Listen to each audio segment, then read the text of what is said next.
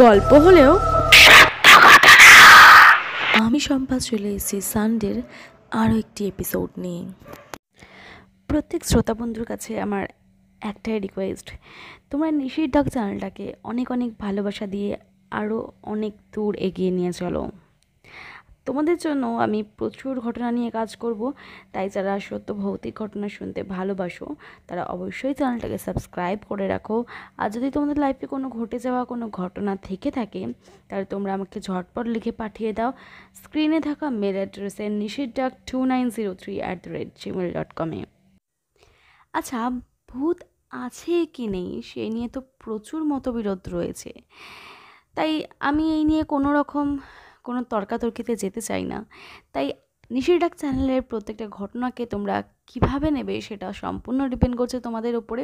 তবে আমি একটা জিনিস মনে করি, যদি পৃথিবীতে কোনো পজিটিভ জিনিস থেকে থাকে তাহলে নেগেটিভ জিনিস অবশ্যই থাকবে।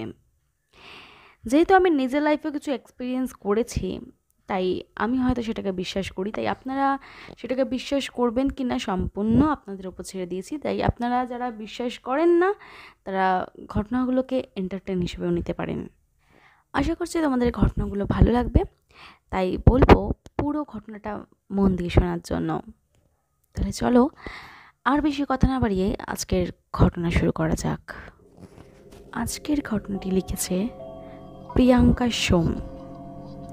প্রিয়াঙ্কা লিখেছে, অনেকদিন পর সময় বের করে একটু লিখতে বসলাম।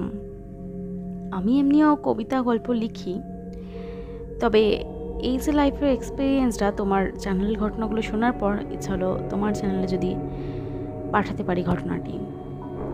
তাই তুমি যদি তোমার চ্যানেলের মাধ্যমে শোনাও এই ঘটনাটি, আমি সত্যি খুব খুশি হব। আমার মায়ের জন্ম 28 ফেব্রুয়ারি 2007 ক্যালকাটা মেডিকেল কলেজ, ইডেন ওয়ার্ডে। 25th মর্নিং থেকে আমি ডক্টর কেবিনে অ্যাডমিটেড ছিলাম। আমার পাশের কেবিনে একজন আন্টি ভর্তি ছিলেন, দেখতে খুবই সুন্দরী। আমি ভর্তির পর থেকে আমার সাথে কথা বলতেন। সিস্টার যখন ওয়ার্ক করতেন উনিও আমার সাথে ওয়ার্ক করতেন। রোজ আমাকে গায়ত্রী মন্ত্র পড়ে শোনাতেন। 27th ইভিনিং আমার পেন ওঠাতে আমাকে ইডেন ওয়ার্ড পাঠানো হয় এবং রাত তখন 11 PM পার হয়ে গেছে। বাইরে বৃষ্টি পড়ছে প্রচুর, আর তার মধ্যে উনি এসেছেন আমাকে দেখতে। আমি তখন তাকানোর মতন অবস্থায় ছিলাম না, পেন হচ্ছে প্রচণ্ড।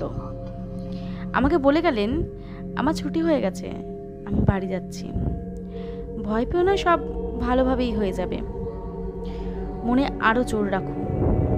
তারপর রাত 2 PM আমার মেয়ে হলো।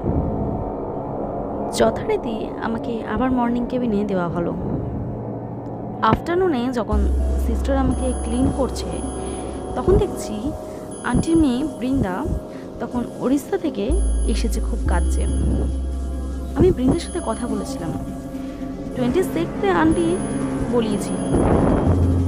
তখন আমি সিস্টারকে জিজ্ঞাসা করি, কি হয়েছে গো? উনি বলেন, কিছু না, এমনি, তুমি ওদিকে যেও না। আমার বড় জেঠিমা মেডিকেল কলেজের মেট্রন ছিলেন। উনি আসার পর আমি জানতে চাই কি হয়েছে গো। জানতে পারি 27 রাত্রির 10:30 নাগাদ উনি মারা গেছেন। আমি তো চমকে উঠি, যে মাকে জানাই যে উনি 27 রাত্রে আমার সাথে দেখা করতে এসেছিলেন ইডেন ওয়ার্ডে। তখন বুঝতে কিছু আমার আর বাকি রইল না। সেদিন আমার মা বাবা বন্ড দিয়ে আমাকে বাড়ি নিয়ে চলে আসে। আরেকটা কথা বলি, আন্টির কান ফোটানো ছিল 4টে। আমার মেয়েকে যখন বাড়ি নিয়ে যাই ঠিক কিছুদিন পর দেখতে পাই ওর ডান কানে 4টে ফুটো, যা আজও রয়ে গেছে। আরেকটা কথা হচ্ছে, কাকিমা যে আমাকে গায়ত্রী মন্ত্র শোনাতো, আমার মেয়ে 5 বছর পর থেকে সেই গায়ত্রী মন্ত্র আস্তে আস্তে শিখতে থাকে, কিন্তু কিভাবে শেখে আমার কোনো জানা ছিল না। এই অদ্ভুত টাইপের জিনিসগুলোর ব্যাখ্যা এখনও আমাদের বাড়ির কারোর কাছেই নেই। তোমাদের কাছে যদি থেকে থাকে তাহলে তোমরা অবশ্যই আমাকে জানিও। যদি এই গল্পটা বা এই ঘটনাটা পোস্ট করা হয় নিশির ডাক চ্যানেলের মাধ্যমে, যদি তোমাদের কাছে কোনো ব্যাখ্যা থেকে থাকে তাহলে আমাকে অবশ্যই জানিও, আমি কমেন্ট সেকশনে দেখতে পাবো। আমার মেয়ে আজকে অনেকটাই বড় হয়ে গেছে, কিন্তু এই বিষয়গুলো তো তার মধ্যে রয়েই গেছে না।